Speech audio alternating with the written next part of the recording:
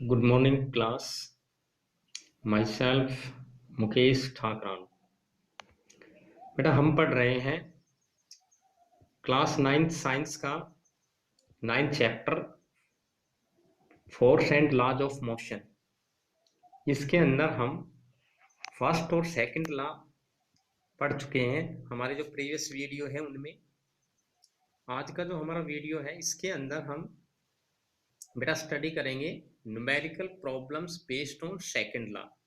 Most important topic है आपका जो सेकंड लॉ है फोर्स का। आपने देखा था कि rate of change of momentum वो डायरेक्टली प्रोपोर्शनल होती है अप्लाइड फोर्स के।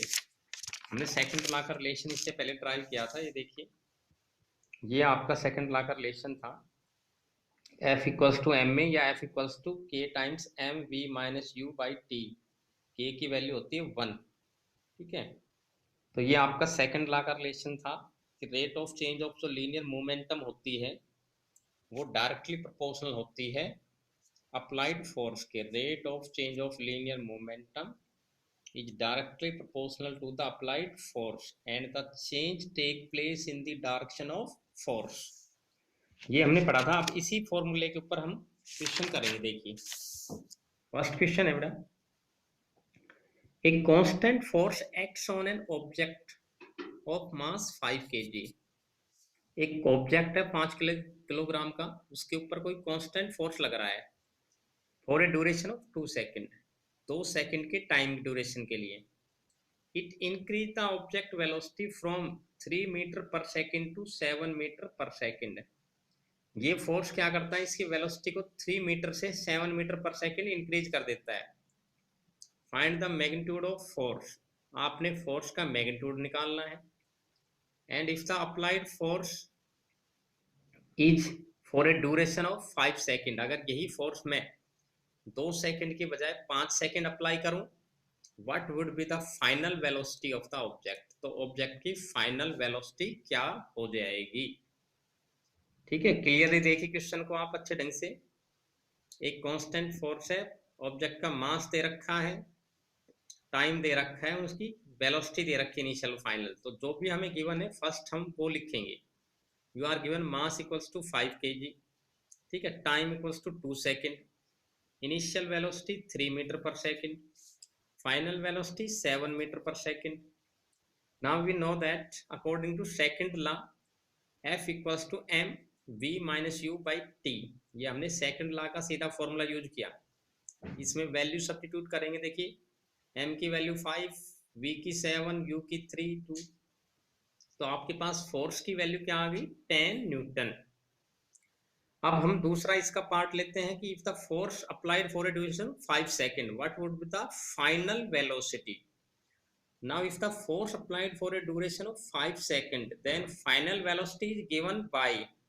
फिर से बेटा वही फॉर्मूला हमने देखे यूज किया, क्योंकि फॉर्मूला वही रहेगा, सिर्फ वैल्यू बदली है टाइम पीरियड की। तो F equals to m v minus u by t, और यहां से हमने वेलोसिटी निकालनी है, फाइनल वेलोसिटी। तो इस फॉर्मूले को मैं क्या करूंगा, सिंप्लीफाई कर लूंगा। F इंटू में टी, देखिए फोर्स को मल्टीप्लाई कर देंगे टाइम से, मास नीचे डिवाइड हो जाएगा, और ये जो u माइनस का था इसको मैं इक्वल टू के इधर भेजूंगा तो ये प्लस हो जाएगा। F multiply t by m plus u equals to होगा फाइनल वेलोसिटी के। इसमें अगेन हम वैल्यू सब्स्टिट्यूट करेंगे, t की 5, F की 10, m की 5, u की 3। Then we get v equals to 10 into 5 by 5 plus 3 means 13 meter per second. तो ये इसकी फाइनल वेलोसिटी हो जाएगी अगर हम फोर्स 2 सेकंड के बजाय 5 सेकंड के लिए अप्लाई करते हैं। तो स्टूडेंट देखिए इसी तरह के हम और प्रॉब्लम्स लेते हैं। क्वेश्चन सेकंड है हमारा, which required greater force accelerating a 2 kilogram mass at 5 meter per second square और accelerating 4 kilogram mass at a 2 meter per second square. कह रहा है किसके लिए ज्यादा फोर्स रिक्वायर्ड होगा। हमारे पास दो अलग अलग बॉडी है, एक 2 kg की, एक 4 kg की। अगर मैं 2 किलोग्राम की बॉडी को 5 मीटर पर सेकेंड स्क्वायर से एक्सेलरेट करूं तो ज्यादा फोर्स रिक्वायर्ड होगा, या 4 kg की बॉडी को 2 मीटर पर सेकंड स्क्वायर से एक्सीलरेट करूंगा तो देखिए हमें पता है सेकंड लॉ से ही F equals to m into a. जैसे आपको वैल्यू गिवन है आप उसी के अकॉर्डिंग फॉर्मूला अप्लाई करेंगे। इसमें हमारे पास वेलोसिटी गिवन थी तो हमने m v minus u by t लिया। यहाँ पे एक्सेलरेशन गिवन है तो हम डायरेक्ट एक्सेलरेशन रख देंगे। तो इसी फॉर्मूले से F1 फर्स्ट बॉडी का फोर्स मैंने निकाल लिया M1 A1, पहली का मास 2, एक्सेलरेशन 5, फोर्स आ गया 10 न्यूटन। सेकेंड बॉडी का फोर्स आ गया M2 A2, 4 मास एक्सेलरेशन 8। ठीक है, तो 2 सॉरी बेटा 2 है, तो यहाँ पे क्या आ जाएगा आपका, ये आ जाएगा बेटा आपके पास 8 न्यूटन। तो यहां से आपको क्लियरली पता चल रहा है that F1 force is greater than F2, hence first force or accelerating a body of 2 kilogram at 5 meter per second square is more force required। ठीक है, तो 2 किलोग्राम की जो मास की बॉडी है उसको अगर मैं 5 मीटर पर सेकंड से एक्सीलरेट करूंगा तो वो ज्यादा फोर्स रिक्वायर्ड करेगी। नेक्स्ट प्रॉब्लम देखिए, ये ध्यान से देखिएगा, अब आपको समझ में आ जाना चाहिए ये क्वेश्चन बिल्कुल देखते ही। A force of 5 Newton give a mass m1 and acceleration of 10 meter per second square and a mass m2 and acceleration of 20 meter per second square। एक ही फोर्स है हमारे पास 5 न्यूटन का, वो एक मास है m1, उसमें एक्सेलरेशन प्रोड्यूस कर रहा है 10 मीटर पर सेकेंड स्क्वायर की, और दूसरा जो मास है m2 में उसमें एक्सेलरेशन प्रोड्यूस कर रहा है 20 मीटर पर सेकेंड स्क्वायर की। कह रहा what is the acceleration would it give if both masses were tied up together.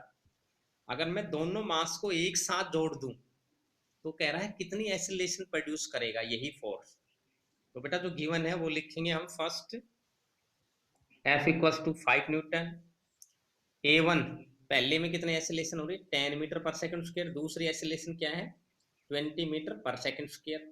ठीक है, अब हमने सबसे पहले तो मास की वैल्यू हमें पता होना चाहिए तभी हम टोटल मास निकाल सकते हैं, तो हम इसी फॉर्मूले का यूज करेंगे F equals to m a, क्योंकि जैसा मैंने कहा जैसी वैल्यू आपको गिवन है उसी का फॉर्मूला आप अप्लाई करो। अगर वेलोसिटी दे रखी है तो F equals to m v minus u by t का, एक्सेलरेशन दे रखी है तो F equals to m a का। तो यहाँ पे एक्सेलरेशन है, मैं फॉर्मूला लगाऊंगा F equals to m a. तो यहां से बेटा m बराबर क्या आ गया F बाई ए, ये a को नीचे भेज दो, m बराबर क्या आ गया F बाई ए। तो पहली बॉडी का मास मैंने निकालूंगा इसी फॉर्मूले से F बाई A1, और दूसरी बॉडी का क्या हो जाएगा F बाई A2। इनकी वैल्यू जब हम रखेंगे तो F की वैल्यू 5, A की वैल्यू 10, 0.5 kg। दूसरी का मास क्या आएगा F की वैल्यू 5, A2 की वैल्यू 20, तो मास कितना आ गया 0.25 किलोग्राम। अब जब हम दोनों बॉडी को टाइड अप कर देंगे, एक साथ बांध देंगे, एक साथ जोड़ देंगे, द मास टोटल मास जो है वो क्या हो जाएगा दोनों मास का सम। ये मास और ये मास अब दोनों जुड़ गए, यानी कि टोटल मास हमारे पास क्या होगा 0.75 kg, और टोटल फोर्स हमारा वही है 5 न्यूटन। देन एक्सीलरेशन प्रोड्यूस, तो दोबारा से हम वही फॉर्मूला अप्लाई करेंगे, acceleration produce equal to A equals to F by M, 5 by 0.7 and we get 6.67 meter per second square. 500 को 75 से डिवाइड करके देखना है आपने खुद, 6.67 मीटर पर सेकेंड स्क्वायर इतनी एक्सेलरेशन प्रोड्यूस करेगा। Thank you.